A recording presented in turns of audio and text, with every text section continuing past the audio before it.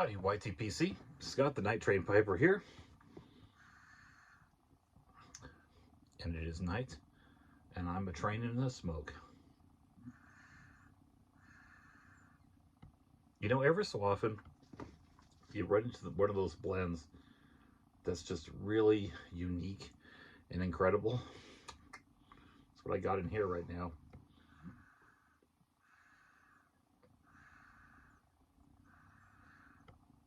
I'll do a review of this at some point. It's a flake. 1792 flake.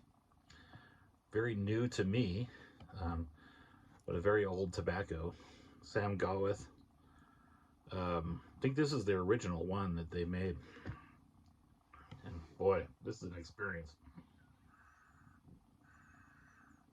I loaded it up in this pretty big pipe I got from Brian Doran. And it actually is so deep, this pipe, and it holds so much tobacco that I kind of bit off a little more than I could chew. So I smoked a bunch of it, but I left about a third of it left in the bowl to smoke, and that's what I'm doing right now.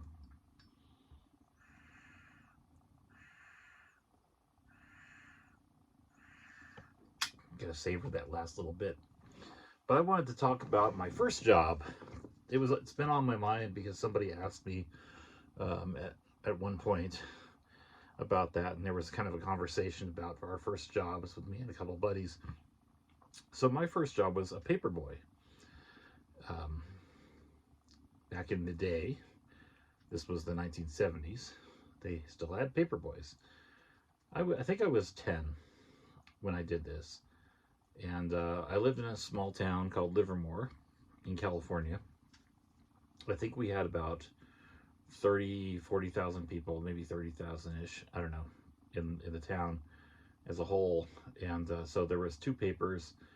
There was the Valley Times and then the Tri-Valley Herald. And so I delivered the Tri-Valley Herald.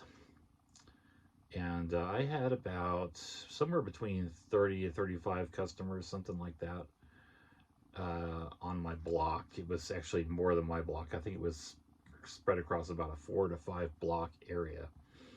And so, but we had very strict rules as a paper boy.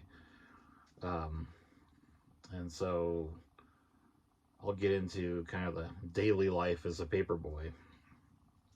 The newspapers would get delivered to my house probably at 4 a.m.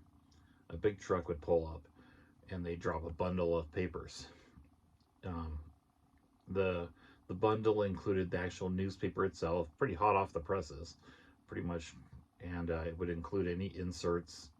Then there'd be a bag of rubber bands, and so on rainy days there'd also be a bag of bags, so I could put the papers in bags, and then more rubber bands to put.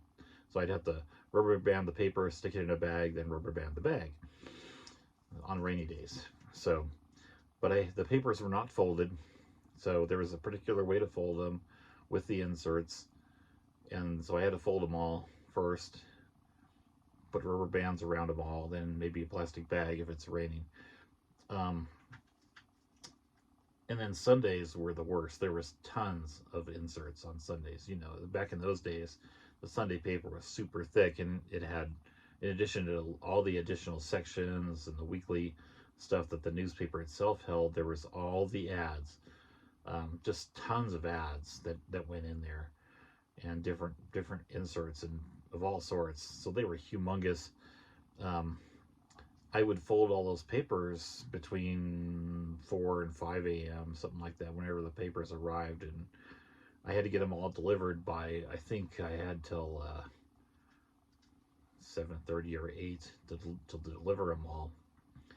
So I'd fold them all up, get them ready, and I had a big, bag that went over my head.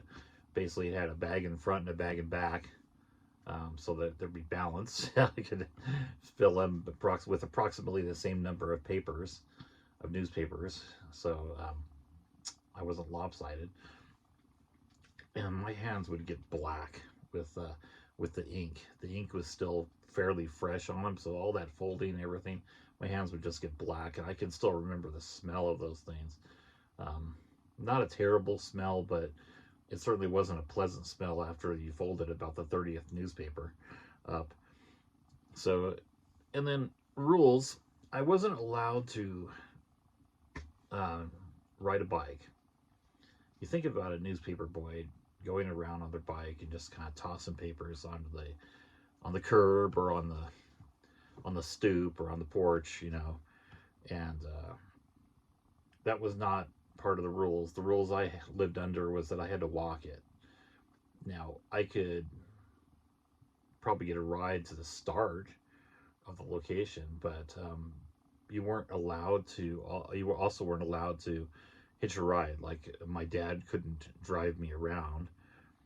That was strictly against the rules. You could get fired if they caught you doing that. So I never did that. Um, and you were supposed to put them on the porch. So, and not throw them. No throwing them. So all this went into the rules and everything. So that was kind of the daily job. I'd fold the newspapers, get them ready, get them prepped, and get out there and deliver. It probably took me about an hour to fold and put them together on maybe on average, and then 1 to 2 hours to deliver them. So the area was fairly close to my house. I had to walk about a block to get to my starting area um, with the newspapers. And then twice a month, I had to go collect for my customers. And that was where they would go, like, oh, you didn't deliver it on my porch, or something, da da da, or something like that, and complain. And I got a pittance out of that, let me tell you. I'd collect, I forget how much they owed me. I don't remember how much it was. It was just a few bucks. And so I had to put basically a certain amount of money of what I collected would there was a set amount I had to deliver to the paper, and I had a manila envelope that I put the money in along with all the receipts, showing that people had actually paid it, um, and then I delivered that to the newspaper office downtown, and I'd get to keep the rest of the money. So if they gave me tips, I kept all that. Um, you know, I don't think people tended to stiff me, but I did get stiffed a couple times, as I recall. But anyway, I did this for about 2 or 3 months is all, and I just couldn't stand it anymore. I think I made about 50 bucks in that span, and I just thought I was rich at that time. Um, and I went and spent it on an aquarium. That's what I did with the money. So I really wanted an aquarium, and that's why I became a paperweight to begin with, is because I knew that I could make some money over a fairly quick time frame. So I had enough for the aquarium, the pump, thermometer, filter, rocks, some decor, and fish. So there you go. That was my first job. So I'd be interested in hearing about your first job and how it was, and what you did. There's it was in many ways a horrible experience. I really hated getting up that early. Oh my goodness. And the newspapers, it was terrible doing all that work. Um, so I learned that I didn't never wanted to do anything like that again. That's what I learned from it. So feel free to, tell me what your first job was. And, let's share some info. If you want to do a VR, that's fine. Um, or if not, that's fine too. But I thought I'd share this for posterity. All right, so happy smokes to you, and I will talk to you real soon. We'll probably do a review of this 1792 flake next, just to go into it a little more. Talk to you all later.